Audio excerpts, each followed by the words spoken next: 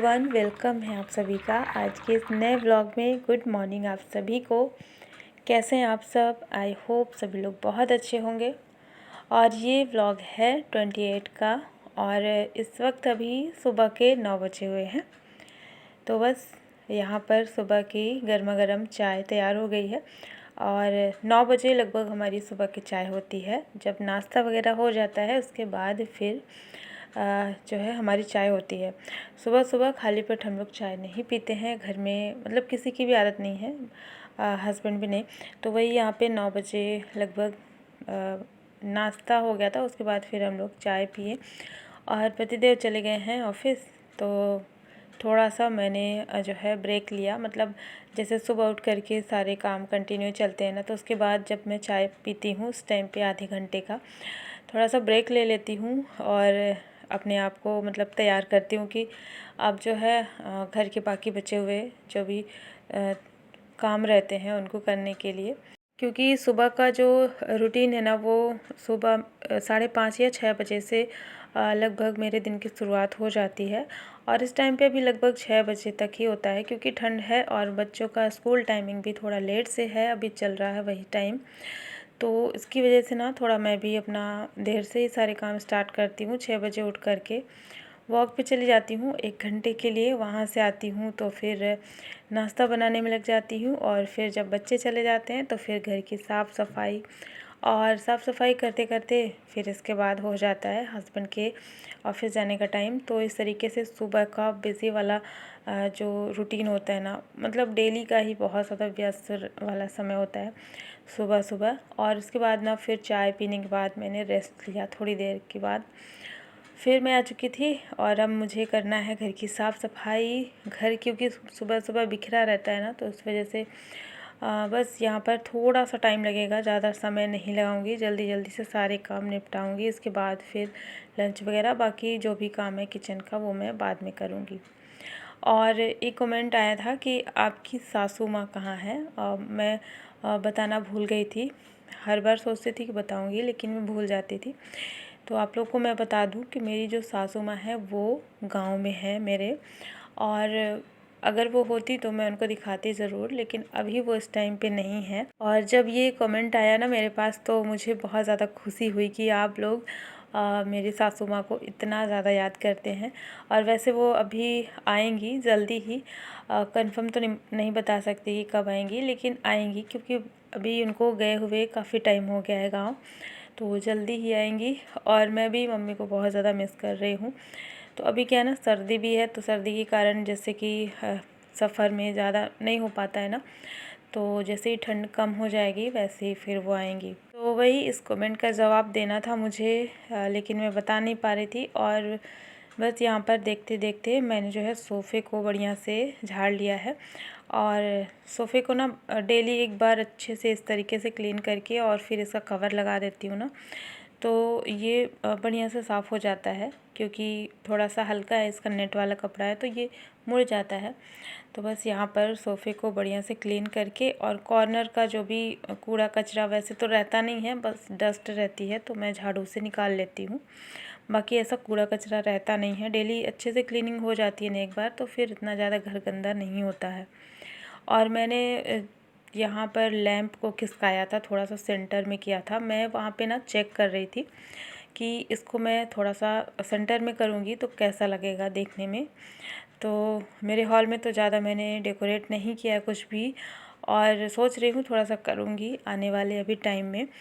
तो देखती हूँ, वो तो बाद की बात है, लेकिन अभी मैं जो है लैंप को सेंटर में रख रही थी कि देखते हैं सबका क्या रिएक्शन होगा। क्योंकि मैं जब भी कुछ चेंज करती हूँ ना तो थोड़ा सा वही इन बच्चों का इंतज़ार होता है कि बच्चे आएंगे तो देखेंगे, और अगर बच्चे बोलते हैं कि अच्छा लग रहा है तो फिर मैं वहीं पे रखूँगी, नहीं तो फिर वापस उसी जगह पे रख दूँगी। तो वही मैंने लैंप को थोड़ा खिसकाया और खिसकाने के बाद जैसे साइड में कॉर्नर में कूड़ा कचरा रहता है ना, तो वो सब मैंने निकाल लिया है।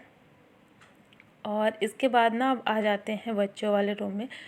तो ये रूम जब भी मैं साफ़ करती हूँ ना मुझे बहुत ज़्यादा टाइम लग जाता है इसको साफ़ करने में, क्योंकि कपड़े और सामान बहुत सारी चीज़ें यहाँ पे ना फैली रहती है।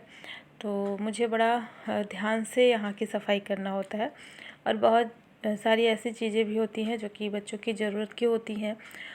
पढ़ाई के अलावा भी ऐसी बहुत सारी चीज़ें हैं, जैसे प्रोजेक्ट वगैरह बच्चे बनाते रहते हैं ना, उनका कुछ कुछ ऐसा सामान रहता है जो कि मुझे लगता है कि ये कूड़ा है, तो फिर मैं फेंक देती हूँ। तो इसीलिए मैं देख देख कर के यहाँ पे साफ़ कर रही थी। तो बस वही बेड को मैंने ठीक किया और उसके बाद जो भी कुछ कपड़े निकले हैं, जो भी बच्चे रख कर के गए हैं, तो वही सारे कपड़े मैंने यहाँ से हटा लिया है। और यहाँ पर ना बस आप आ जाते हैं अंदर वाले रूम में। तो इसकी मुझे बेडशीट को चेंज करना है आज।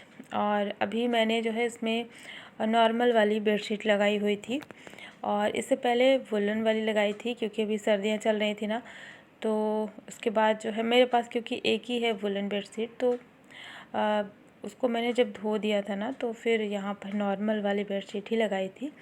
तो अभी मैं इसको निकाल करके और वापस से वुलन वाली लगा दूँगी, क्योंकि अभी मौसम ना ठंडा ही हो रखा है।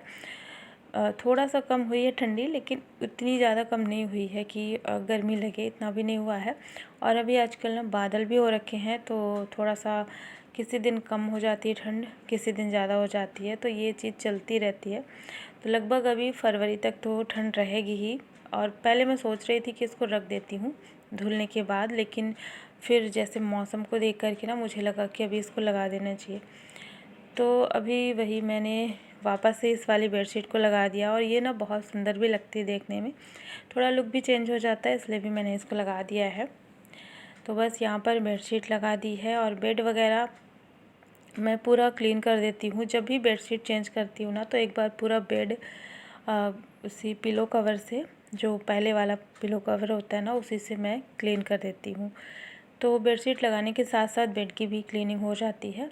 तो बस यहाँ पर बेडशीट लगाने के बाद फिर जो है पूरे घर में बढ़िया से झाड़ू लगा लिया मैंने, और फिर पोछा लगा लिया है। तो यहाँ पर हो चुकी है पूरे घर की सफाई। क्योंकि आज सुबह मैंने पोछा नहीं लगाया था, सुबह थोड़ा सा लेट हो गया था किसी वजह से, तो इसीलिए मैंने जो है अभी पोछा मार लिया है। और जब भी क्लीनिंग थोड़ा ज़्यादा अच्छे से करना होता है ना, तो उस दिन फिर मैं छोड़ देती हूँ सुबह झाड़ू पोछा, कि फिर मैं लेट से आराम से करूँगी, सब लोग जब चले जाएंगे उसके बाद।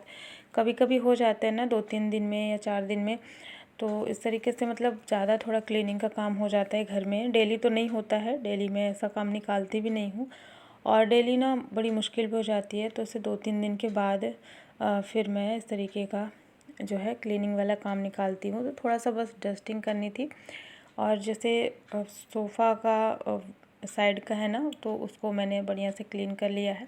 मतलब यहाँ पर जितना भी सब कुछ सामने का एरिया दिख रहा है, तो बस यही पूरे में मैं डस्टिंग कर लेती हूँ जल्दी से।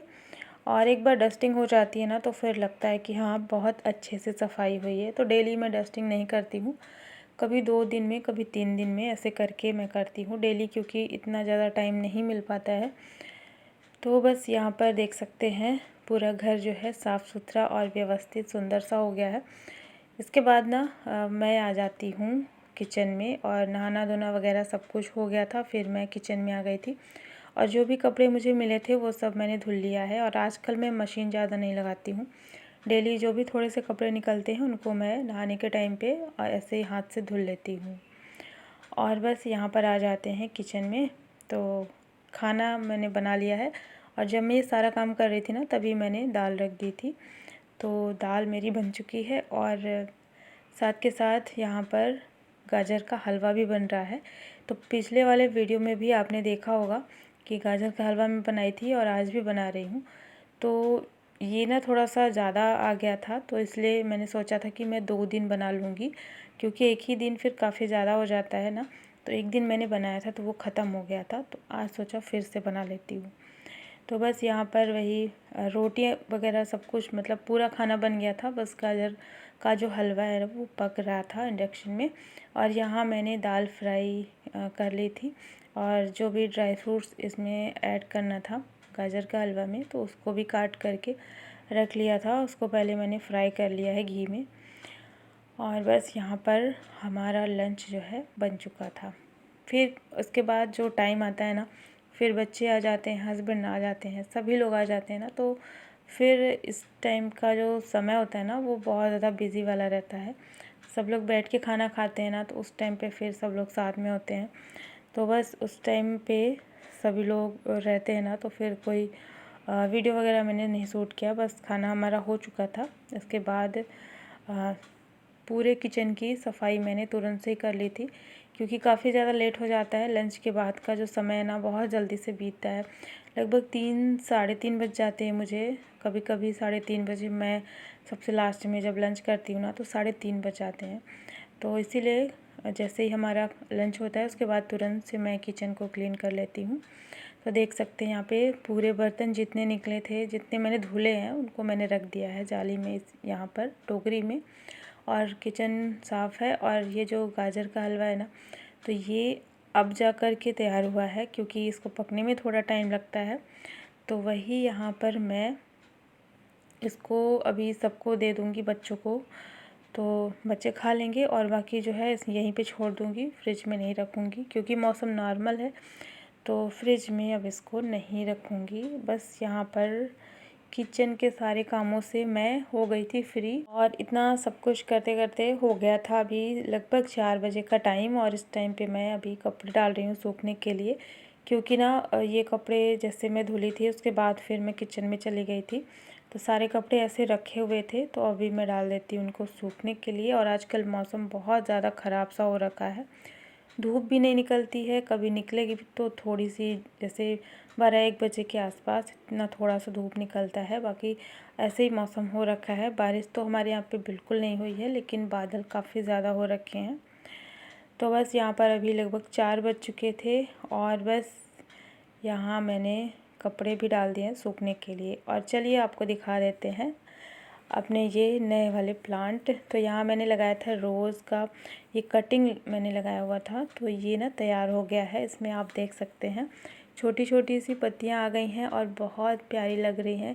मैं इनको डेली देखती हूँ, डेली इनमें थोड़ा सा चेंज मुझे दिखता है ना, तो बहुत ज़्यादा अच्छा लगता है। तो जब भी मैं बालकनी में आती हूँ, थोड़ा टाइम रहता है ना, तो इन्हीं को बस देखती हूँ कि इनमें कितनी ग्रोथ हुई है। और ये एक बहुत ही सुंदर सा प्लांट, ये बोगनवेलिया है, बहुत अच्छा इसमें फूल आता है। और ये ना इसकी ज़ीरो केयर करनी पड़ती है, मतलब इसमें पानी नहीं भी देंगे तो भी चलेगा। तो अगर आप लोग ज़्यादा केयर नहीं कर पाते हैं ना, और आपको लगता है कोई ऐसा फूल वाला पौधा लगाना है, तो आप बोगनवेलिया लगा सकते हैं। इसमें कई सारे कलर वाले आते हैं, लेकिन मेरे पास ना पिंक वाला है। पिंक बहुत ज़्यादा खूबसूरत लग रहा था। तो बस यहाँ पर मैं इन्हीं को देख रही थी। और चलिए, इसी के साथ आज का ये व्लॉग भी मैं यहीं पे एंड करूँगी। आई होप सभी को पसंद आया होगा। वीडियो को लाइक कर देना, चैनल को भी